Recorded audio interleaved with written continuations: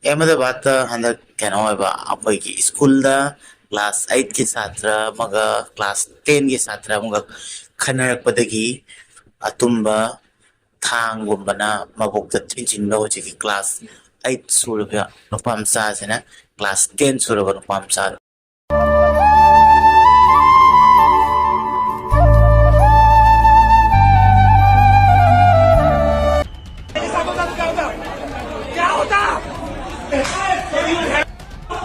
लड़कों प्रिंसिपल का है प्रिंसिपल को तो तुम क्या कर रहे हो यहाँ पे प्रिंसिपल का है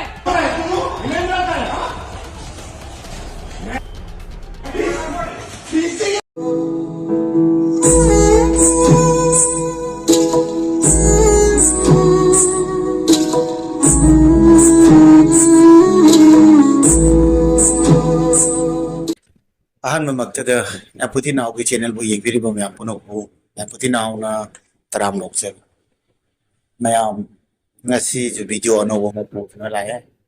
video se kari ki matang ma ya bada parang na pa kui da na thoki ba thau do ba matang da ni masidai matakta ai ju video sem gen khalak pa aduga aina handak mara khara sangdaba aduga video toina jo ha pangam da si maram je kai no ai ka da ai mama hakchang fazana ngamdri ai tare ko khar khar chat pa budi ngamme adudana ai di dom khar tension se lai pa ai tare ko mai video semni ngo pok ta ba adum khalle aina channel je myam changna nusi dana sabaina engkat pi ni aduna marmakta aina afafa content aduga mingon da thangna aduga afafa knowledge lau ya ba aduga phataba thaudo thogana si jenam mayam dong thangba mayam le ma thangba mayam le ma ne makoi da hairaga asigi matang si akoina kari tamhoba jai aduga phataba china kaino akoi phataba thak se tawba yade adamai matang da aina video se marmakta dum hap ki khanna ngasi ju topic ma pudana lai ya maki ba thodok ne ngarang na han ta kuidri ha ba tare ngarang na ta thok ba thodok ni am achauwa thodok ne lan hawa thodok ni ai tare Ahmedabad ta ni Ahmedabad ta aeroplane ju crash hoi ki ko Ahmedabad ki case dum ne Ahmedabad ta handa kano ba apoy ki school da class 8 ki satra maga class 10 ki satra maga khanarak padagi atumba thanggumbana mabukta thinjinba hoji class 8 surga nupam sa sena class 10 surga nupam sa ko ado angang ni ana mai maming de kay de masate utte ado class 10 tami ba satra do magi di maming ni kay ne ulle ai dum thokan jarake ado khwai ngai se mana moina khana ba se school da dum maina khana raga hujikan khana ba se kyamung lure abada mi angang masen phawda angang ye ko oidre class 8 9 10 da mangang gai je angang ye ko oidre hana di dum khara inara khana raga ozana phuraga ani makta punishment period loiramba matam se hujikan di hatok na ba yaure ko aduga issue je amukhena saure kaigino religion da salle class 8 tammi ba satra hojiki victim jai tare mana thilli sang se siri banu pam cha jena hindu aduga thilli banu pam cha jena muslim oi ba aduna community issue gu thok tana school da thugai bo phot bo war ma oin tawre mayam se hai di masa nu pa ma mang ma ko ni na adamai tawdana pot si ju religion issue ju laksin be se marak si da hai di mi ma ko hai tongali dana ko sidai siga aina hai ga da religion yeng bai mathau ta de kusi ma ai ta tamba ngang dana suki ki dana da baina thang na thilla Hatpa ngambagati ma se kona so cha tarokani aduna ma ni khwai victim marudi ma every caste ki hoisanu every jati ki hoisanu ma buni khwai hana tik tawdo mathau aduna ai di akoi gi law se akoi gi ai di adult oidri mature oidri angang gi keno da lai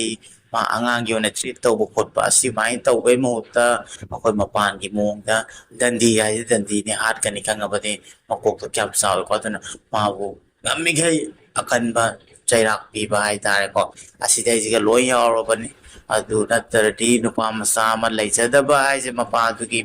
class 10 da mai school tha ga si bu kana na pen doi no accident tꯧꯕꯅꯤ ꯈꯪꯗꯦ ꯅꯥꯕꯅꯤ ꯈꯪꯗꯦ direct ꯃꯅꯥ class ꯄꯤꯛꯈ꯭ꯔꯕ class 8 ꯀꯤ ꯅꯨꯄꯥ ꯃꯆꯥꯗꯨꯅ ꯑꯗꯨꯃꯥꯏꯅ ꯃꯆꯥꯅꯨꯄꯥꯗꯣ ꯊꯤꯜꯂꯒ ꯍꯥꯠꯄ ꯍꯥꯏꯁꯦ ꯌꯥꯝꯅ ꯅꯨꯡꯉꯥꯏꯇꯕ ꯑꯗꯨꯒ ꯄ꯭ꯔꯣꯛ ꯄ꯭ꯔꯣꯛ ꯆꯥꯛꯄ ꯊꯧꯗꯣꯛꯅꯤ ꯍꯥꯏꯇꯥꯔꯦ ꯌꯥꯝ ꯂꯨꯏ ꯑꯗꯣ ꯃꯣꯏ ꯍꯧꯖꯤꯛ ꯃꯩ ꯍꯧꯗꯅ ꯃꯣꯏꯅ ꯉꯔꯥꯡ ꯅꯍꯥꯟ ꯃꯣꯏ ꯑꯣꯖꯥꯗ ꯐꯥꯎ ꯐꯨꯊꯔꯛꯄ ꯅꯣꯏꯅ ꯁ꯭ꯇꯨꯗꯦꯟ ꯉꯁꯤ ꯐꯖꯅ ꯋꯥꯔꯛꯄ ꯉꯝꯗꯕꯒꯤ ꯑꯗꯨꯃꯥꯏꯅ ꯇꯧꯋꯤ ꯅꯠꯇ꯭ꯔꯥ ꯀꯥꯏꯅ ꯑꯣꯖꯥ ꯐꯨꯊꯕ ꯁ꯭ꯀꯨꯜ ꯊꯨꯒꯥꯏꯕꯨ ꯃꯌꯥꯝ ꯃꯇꯦꯡ ꯑꯃꯇꯪ ꯌꯦꯡꯃꯤꯟꯅꯁꯦ ꯑꯩꯁꯨ ꯍꯥꯞꯄ ꯌꯥꯕ꯭ꯔꯥ ꯍꯥꯞꯄꯛꯈꯤ क्या होता मेरा लड़का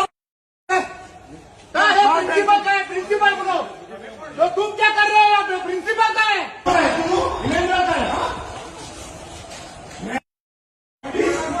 फीस चाहिए तुमको फीस चाहिए इनको फीस चाहिए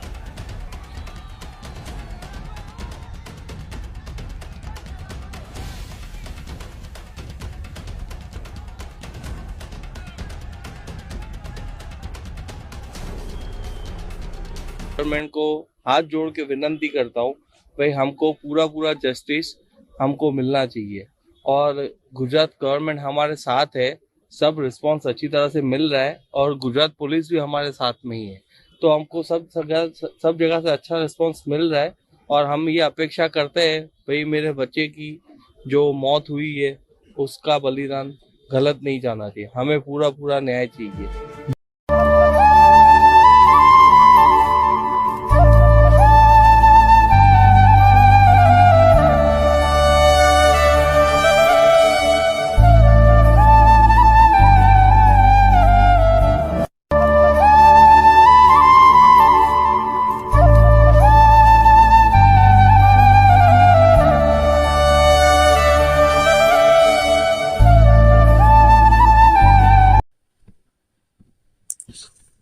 सिनी मैम समाय तौना याम अचौबा इशू थोए अदुगा ख्वाइ ngaidi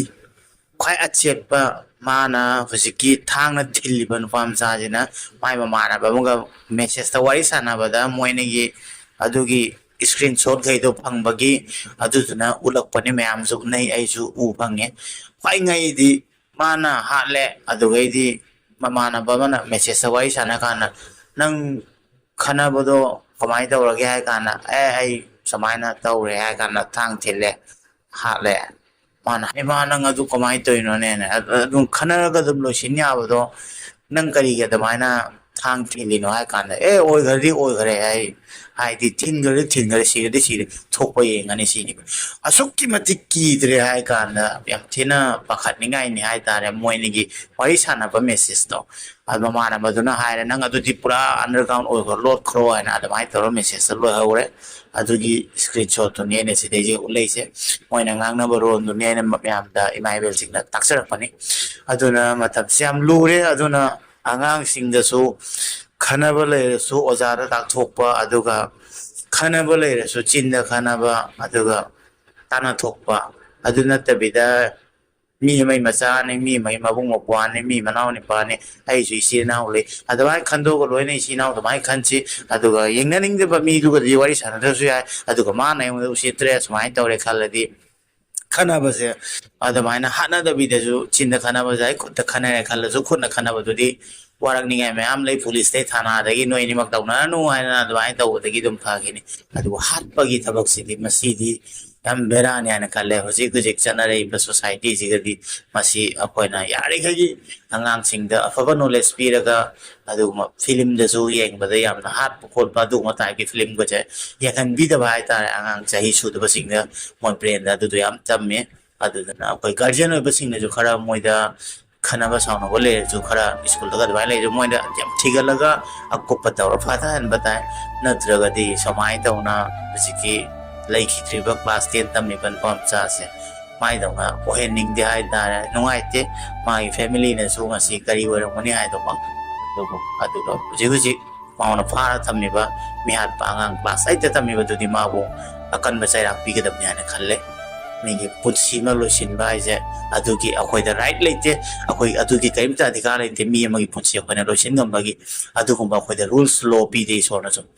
ꯑꯗꯨꯅꯤ ꯃꯌꯥꯝ ꯉꯔꯥꯡ ꯅꯍꯥꯟꯒꯤ ꯁꯤ ꯊꯧꯗꯣꯛꯁꯦ ꯌꯥꯝ ꯀꯤꯅꯤꯡꯉꯥꯏ ꯑꯣꯏ ꯃꯌꯥꯝꯗꯁꯨ ꯑꯩꯅ ꯑꯁꯤꯒꯤ ꯃꯦꯁꯦꯖꯁꯦ ꯄꯤꯒꯦ ꯑꯗꯨꯒ ꯑꯁꯤꯒꯤ ꯋꯥꯔꯤꯁꯦ ꯂꯤꯒꯦꯅ